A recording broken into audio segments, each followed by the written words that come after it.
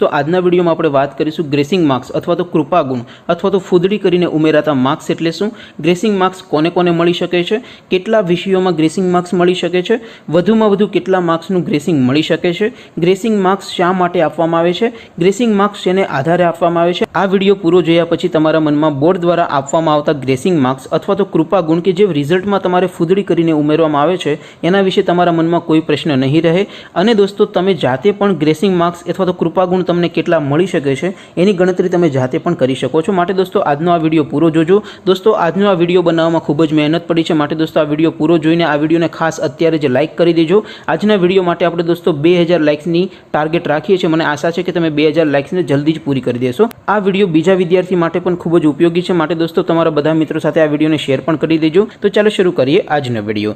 દોસ્તો gracing marks સાથે સંબંધિત તમામ માહિતી આપણે ડિટેલમાં ઉદાહરણ સાથે ફોર્મ્યુલા સાથે આપણે જોઈએ એ પહેલાં તો દોસ્તો રિઝલ્ટને તમે તમારા મોબાઈલમાં કેવી રીતે જોઈ શકો એના વિશે આપણે વાત કરી લઈએ। તો દોસ્તો બોર્ડના રિઝલ્ટ જોવા માટેની લિંક આ વિડીયોના ડિસ્ક્રિપ્શનમાં આપેલી છે। એ લિંક ઉપર ક્લિક કરીને તમે સીટ નંબરથી પણ રિઝલ્ટ જોઈ શકશો અને જો તમારી પાસે સીટ નંબર ન હોય, કોઈ બીજા વિદ્યાર્થીનું રિઝલ્ટ જોવું હોય તો સીટ નંબર વગર પણ તમે રિઝલ્ટ જોઈ શકશો। તો ડિસ્ક્રિપ્શનમાં લિંક આપેલી છે। અથવા તો રિઝલ્ટ અંગેની તમામ અપડેટ મેળવવા માટે અને રિઝલ્ટ જોવા માટે તમારે ગૂગલ ઉપર સર્ચ કરવાનું છે www.mygkguru.in। આ વેબસાઇટ તમે સર્ચ કરશો એટલે જે પહેલી લિંક આવશે એના ઉપર તમારે ક્લિક કરવાનું છે। જેવું ક્લિક કરશો એટલે રિઝલ્ટ માટેની mygkguru.in આ વેબસાઇટ ઓપન થઈ જશે। વેબસાઇટ ઓપન થયા પછી તમે થોડાક નીચે જશો તો ત્યાં તમને બોર્ડના રિઝલ્ટ માટેના લીલા રંગના 3 બોક્સ જોવા મળશે। ધોરણ 10 બોર્ડ રિઝલ્ટ 2025, ધોરણ 12 બોર્ડ રિઝલ્ટ 2025 અને ત્રીજું બોક્સ છે ધોરણ 10 અને ધોરણ 12 રિઝલ્ટ નામ પરથી 2025। જો તમે ધોરણ 10નું રિઝલ્ટ જોવા માંગતા હો તો પહેલા બોક્સ ઉપર ક્લિક કરજો। ધોરણ 12 આર્ટ્સ કોમર્સ અને સાયન્સનું રિઝલ્ટ જોવા માંગતા હો તો બીજા બોક્સ ઉપર ક્લિક કરજો અને તમારી પાસે સીટ નંબર ન હોય, તમારે કોઈ બીજા વિદ્યાર્થીનું નામ ઉપરથી રિઝલ્ટ જોવું હોય તો તમે ત્રીજા બોક્સ ઉપર ક્લિક કરીને પણ રિઝલ્ટ જોઈ શકશો। તો દોસ્તો ધોરણ 10 અને ધોરણ 12ના વિદ્યાર્થીઓ www.mygkguru.in આ વેબસાઇટને ગૂગલ ઉપર સર્ચ કરીને આવી રીતે પોતાનું રિઝલ્ટ સૌથી ફાસ્ટ અને સૌથી પહેલાં જોઈ શકે છે। હવે દોસ્તો આપણે ગ્રેસિંગ માર્ક્સની તમામ માહિતી મેળવીએ તો સૌથી પહેલો તો પ્રશ્ન વિદ્યાર્થીઓને થાય કે ગ્રેસિંગ માર્ક્સ અથવા તો કૃપા ગુણ અથવા તો ફૂદડી કરીને ઉમેરાતા માર્ક્સ એટલે શું। દોસ્તો કોઈ વિદ્યાર્થી થોડાક માર્ક્સથી નાપાસ થતો હોય તેવા સંજોગોમાં એ ખૂટતા માર્ક્સ કે જે વિદ્યાર્થીના રિઝલ્ટમાં ફૂદડી કરીને ઉમેરવામાં આવે છે એને દોસ્તો ગ્રેસિંગ માર્ક્સ કહેવામાં આવે છે અથવા તો દોસ્તો એને કૃપા ગુણ પણ આપણે કહીએ છીએ। ત્યાર પછી હવે આપણે વાત કરીએ ગ્રેસિંગ માર્ક્સ શા માટે આપવામાં આવે છે। તો વિદ્યાર્થીનું વર્ષ બગડે નહીં અને વિદ્યાર્થી આગળનો અભ્યાસ કરી શકે એવા સારા ઉદ્દેશ્યથી ગ્રેસિંગ માર્ક્સ અથવા તો કૃપા ગુણ આપવામાં આવતા હોય છે। આ ઉપરાંત દોસ્તો ધોરણ 10નું રિઝલ્ટ નીચું આવે તો દોસ્તો ધોરણ 11 અને ધોરણ 12ના વર્ગો છે એ ખાલી રહી જતા હોય છે। જ્યારે દોસ્તો ધોરણ 12નું રિઝલ્ટ નીચું આવે તો દોસ્તો કોલેજોની બેઠકો છે એ પણ ખાલી રહી જતી હોય છે। આવા બધા પ્રશ્નોને ધ્યાનમાં રાખીને ગ્રેસિંગ માર્ક્સ છે એ આપવામાં આવે છે। ત્યાર પછી હવે આપણે વાત કરીએ ગ્રેસિંગ માર્ક્સ કોને કોને મળી શકે છે, કોને મળી શકે। તો દોસ્તો ગ્રેસિંગ માર્ક્સ કોને મળી શકે એ નક્કી કરવા માટેની એક ફોર્મ્યુલા છે જે તમે તમારા સ્ક્રીન ઉપર જોઈ શકો છો।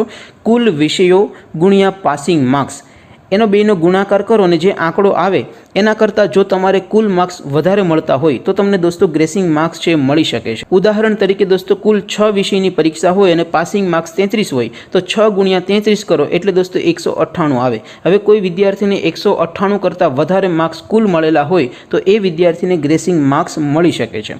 ત્યાર પછી હવે આપણે વાત કરીએ કે કેટલા વિષયોમાં વિદ્યાર્થીને ગ્રેસિંગ માર્ક્સ મળી શકે છે। તો દોસ્તો વધુમાં વધુ 3 વિષયોમાં વિદ્યાર્થીને ગ્રેસિંગ માર્ક્સ મળી શકે છે। હમણાં દોસ્તો ધોરણ 12 સાયન્સનું રિઝલ્ટ આવ્યું છે એની એક સ્ક્રીનશોટ તમે તમારા સ્ક્રીન ઉપર જોઈ શકો છો। તો દોસ્તો વધુમાં વધુ 3 વિષયોમાં ગ્રેસિંગ્સ મળી શકે છે।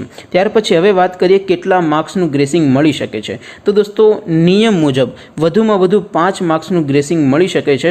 પણ દોસ્તો અગાઉના વર્ષોમાં જેમ કે દોસ્તો 2015માં 18 માર્ક્સનું ગ્રેસિંગ મળ્યું હતું વિદ્યાર્થીઓને। ત્યાર પછી 2018ની વાત કરીએ તો 10 માર્ક્સનું ગ્રેસિંગ મળ્યું હતું। જ્યારે દોસ્તો 2020માં 21 માર્ક્સનું વિદ્યાર્થીઓને ગ્રેસિંગ મળ્યું હતું। દોસ્તો માત્ર 5 માર્ક્સ વિદ્યાર્થીને આવ્યા હતા અને દોસ્તો 21 માર્ક્સ ઉમેરીને એ વિદ્યાર્થી પાસ કરવામાં આવ્યો હતો। ત્યાર પછી દોસ્તો હમણાં જે ધોરણ 12 સાયન્સનું રિઝલ્ટ આવ્યું 2023માં એમાં દોસ્તો 15 માર્ક્સનું વિદ્યાર્થીઓને ગ્રેસિંગ મળ્યું છે। તો દોસ્તો દર વર્ષે ગ્રેસિંગ ફિક્સ આટલા જ માર્ક આપવામાં આવે એવું દોસ્તો નથી। ગ્રેસિંગ માર્ક્સ નક્કી કરવાને ઘણા બધા પરિબળો અસર કરે છે, એના વિશે આપણે હમણાં વાત કરીશું। પણ હવે આપણે વાત કરીએ ગ્રેસિંગ માર્ક્સની ગણતરીની ફોર્મ્યુલા। તો દોસ્તો એક સૂત્ર છે જે તમારે યાદ રાખવાનું છે કે ભાઈ મળેલા કુલ ગુણ ભાગ્યા કુલ વિષય જે જવાબ આવે એમાંથી 33 બાદ કરવાના, બરાબર। જેમ કે માની લો કે કોઈ એક વિદ્યાર્થીને કુલ 6 વિષયમાં 288 માર્ક્સ ધારો કે આવ્યા હોય તો 288 ભાગ્યા 6 કરો માઇનસ 33 કરો, એટલે દોસ્તો 288 ભાગ્યા 6 કરશો એટલે 48 આવશે, 48 માઇનસ 33 કરશો એટલે 15 માર્ક્સ આવશે। પરંતુ દોસ્તો આ ફોર્મ્યુલા પ્રમાણે દર વર્ષે ગ્રેસિંગ માર્ક્સ આપવામાં આવે એ જરૂરી નથી, કારણ કે દોસ્તો અગાઉના વર્ષોમાં આપણે જોયું છે કે આ ફોર્મ્યુલા પ્રમાણે વિદ્યાર્થીને જેટલા ગ્રેસિંગ માર્ક્સ મળવા જોઈએ એના કરતાં ઓછા માર્ક્સ ખૂટતા હોય। જેમ કે અત્યારે દોસ્તો આપણે હમણાં એક ઉદાહરણ લીધું, એમાં દોસ્તો વિદ્યાર્થીને 15 માર્ક્સ મળ્યા છે, એના કરતાં ઓછા માર્ક્સ ખૂટતા હોય 14 માર્ક્સ 13 માર્ક્સ, છતાં પણ વિદ્યાર્થીને ઘટતા માર્ક્સ ન ઉમેરીને વિદ્યાર્થીને નાપાસ કરાયો છે। જ્યારે દોસ્તો આપણે એવું પણ જોયું છે અગાઉના વર્ષોમાં કે આ ફોર્મ્યુલા પ્રમાણે જે પણ માર્ક્સ મળવા જોઈએ એના કરતાં વધારે માર્ક્સ ઘટતા હોય છતાં પણ એ વિદ્યાર્થીને ઘટતા માર્ક્સ ઉમેરીને પાસ કરવામાં આવ્યો। જેમ કે આ ફોર્મ્યુલા માટે ઉદાહરણ તરીકે આપણે જે લીધું છે એમાં 15 માર્ક્સ છે, છતાં પણ 15 કરતાં વધારે માર્ક્સ ઘટતા હોય તો પણ એ વિદ્યાર્થીને પાસ કરી દેવામાં આવ્યો હોય। તો દોસ્તો એવું જરૂરી નથી કે ભાઈ આ ફોર્મ્યુલા પ્રમાણે જ વિદ્યાર્થીને ગ્રેસિંગ માર્ક્સ આપવામાં આવે। ગ્રેસિંગ માર્ક્સ માટે દોસ્તો ઘણા બધા પરિબળો અસર કરે છે। તો દોસ્તો હવે આપણે વાત કરીએ કેવા કેવા સંજોગોમાં કૃપાગુણ અથવા તો ગ્રેસિંગ માર્ક્સ વિદ્યાર્થીઓને વધુ આપવામાં આવતા હોય છે। ગ્રેસિંગ માર્ક્સને અસર કરતા પરિબળ આપણે જોઈએ તો સૌથી પહેલું પરિબળ છે બાકીના વિષયના માર્ક્સ।